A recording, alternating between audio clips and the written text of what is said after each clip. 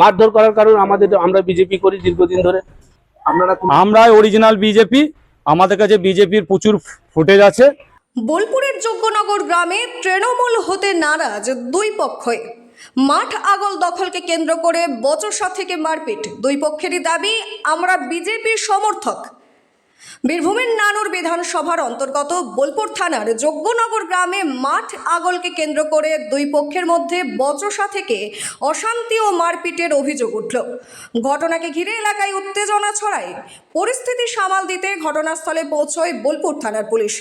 স্থানীয় সূত্রে জানা গিয়েছে, মাঠ আগল কোন পক্ষের নিয়ন্ত্রণে থাকবে তা নিয়েই প্রথমে দুই পক্ষের মধ্যে বচসার সূত্রপাত।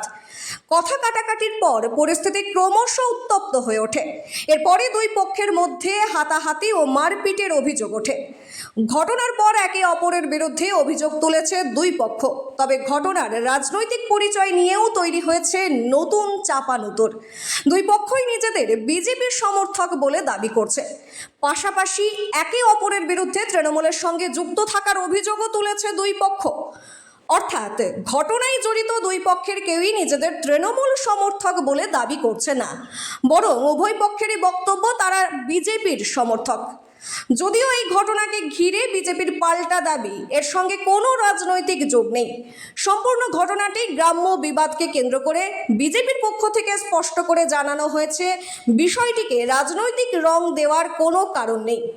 ঘটনার খবর পেয়ে বোলপুর থানার পুলিশ ঘটনাস্থলে পৌঁছে পরিস্থিতি নিয়ন্ত্রণে আনে। এলাকায় যাতে নতুন করে কোনো উত্তেজনা না ছড়ায় সেদিকেও নজর রাখছে পুলিশ। পুলিশের পক্ষ থেকে পুরো ঘটনার তদন্ত শুরু করা হয়েছে। বোলপুর নিউজ, বীরভূম।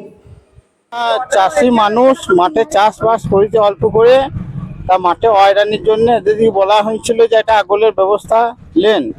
এর একটা আগলের ব্যবস্থা নিয়ে আর কি একটা মাঠ থেকে গ্রামের অনুমতি নিয়ে একটা বেল আর সকালে এরা দিচ্ছিল, সেই বেল দেওয়ার ব্যাপার নিয়ে এদের নাকি ঝামেলা ঝঞ্ঝট হয়েছে। তা আমরা চাষি পক্ষ থেকে যে পার্টি হোক আগলের ব্যবস্থাটা হওয়ার জন্য আমরা সব গ্রাম থেকে বলেছি, বুঝলে, বলা হয়েছে আমাদের।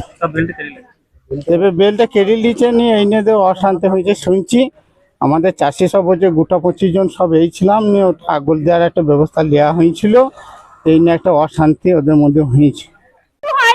এমনি কদিন ধরেই মারবো করতে, ওই একা বসে আমার দুটো ছেলে বাইরে থাকে, আমার ছেলেরা কেউ থাকে না, বলছে সিপির ঘর দুর্গে কিন্তু তোরা ইয়াই করছিস, তোরা বলা ত্রিমুনে নক।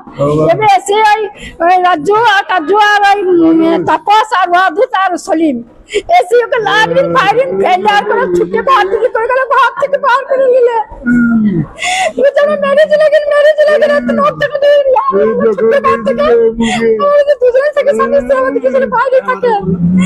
ওই যে তিনি বিজেপি করবে তো তোমরা কিছু করবে বিজেপি করবি, তাহলে কত